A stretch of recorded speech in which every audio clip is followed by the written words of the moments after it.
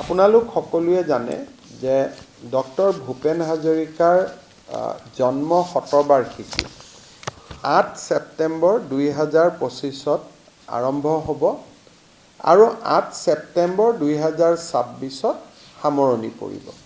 অৰ্থাৎ ডক্টৰ ভূপেন হাজৰিকাৰ জন্ম হৈছিল 8 ছেপ্টেম্বৰ 1926 চনত আৰু 2026 চনত শতবৰ্ষ হ'ব আৰু তাৰ এবছৰ আগৰ পৰা আমি বছৰজোৰা কাৰ্যসূচীৰে ৰাজ্য চৰকাৰে ডক্টৰ ভূপেন হাজৰিকাৰ শতবাৰ্ষিকী পালন কৰিবলৈ সিদ্ধান্ত গ্ৰহণ কৰিছে। ডক্টৰ ভূপেন হাজৰিকাৰ শতবাৰ্ষিকী খুব সুন্দৰভাৱে পালন কৰিবলৈ ৰাজ্য চৰকাৰে অসমৰ মুখ্যমন্ত্ৰীৰ অধ্যক্ষতাত এখন 50জনীয়া সমিতি নিৰ্মাণৰ বাবে সিদ্ধান্ত গ্ৰহণ কৰিছে আৰু এই কমিটিখনত পৃষ্ঠপোষক হিচাপে আমি উত্তৰ পূৰ্বৰ আটাইকেইখন ৰাজ্যৰ মুখ্যমন্ত্ৰীসকলকো আসন গ্ৰহণ কৰিবলৈ আমন্ত্ৰণ জনাম। অৰ্থাৎ অসমৰ মুখ্যমন্ত্ৰী সভাপতি হ'ব, বাকী 7খন ৰাজ্যৰ মুখ্যমন্ত্ৰী এই সমিতিখনৰ পৃষ্ঠপোষক হ'বৰ বাবে আমি আমন্ত্ৰণ জনাম আৰু গোটেই সমিতিখন 50জনীয়া এখন শক্তিশালী সমিতি হ'ব।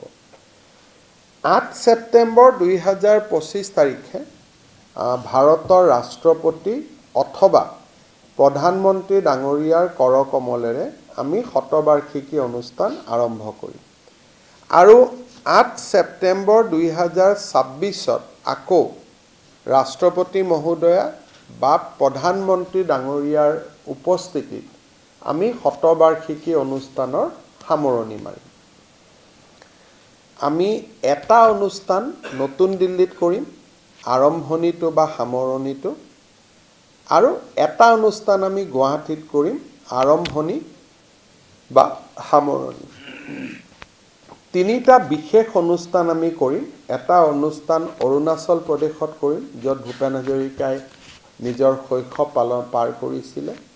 দ্বিতীয়টো অনুষ্ঠান আমি কলিকতাত কৰিম, য'ত ভূপেন হাজৰিকাই তেখেতৰ জীৱনৰ ডাঙৰ এটা কৰ্মজীৱন পাৰ কৰিছিলে।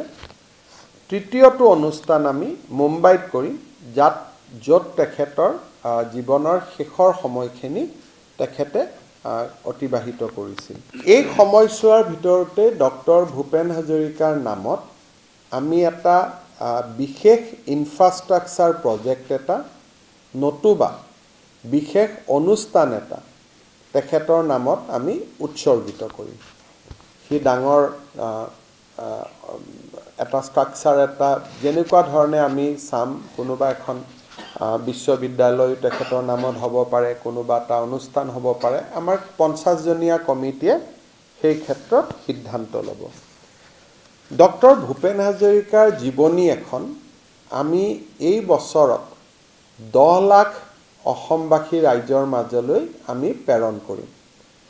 মুখ্যমন্ত্ৰীৰ যিটো নতুন বছৰৰ আৰম্ভণিতে আমি যি গ্ৰিটিংছ পঠাওঁ, এইবাৰ আমি ভূপেন হাজৰিকাৰ জীৱনী এখন অনুৰাধা শৰ্মা পূজাৰী ডাঙৰীয়ানীক ইতিমধ্যে আমি দায়িত্ব দিছোঁ এখন জীৱনী, তেখেতৰ সংক্ষিপ্ত জীৱন বুৰঞ্জী এখন লিখিবৰ বাবে, আৰু সেই জীৱন বুৰঞ্জীখন অসমৰ হায়েষ্ট প্ৰিণ্টেড এডিশ্যন হ'ব।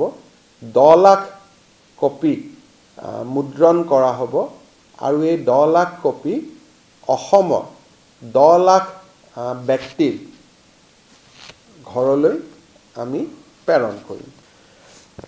আমি ভাৰত চৰকাৰক অনুৰোধ কৰিম যে ভূপেন হাজৰিকাৰ নামত এটা কইন, মুদ্ৰা এটা, যাতে এই সময়ছোৱাত ভাৰত চৰকাৰে তেখেতৰ স্মৃতিত এটা নতুন মুদ্ৰা এটা ৰিজাৰ্ভ বেংকৰ দ্বাৰা নিৰ্মাণ কৰিবৰ বাবে সিদ্ধান্ত লয়।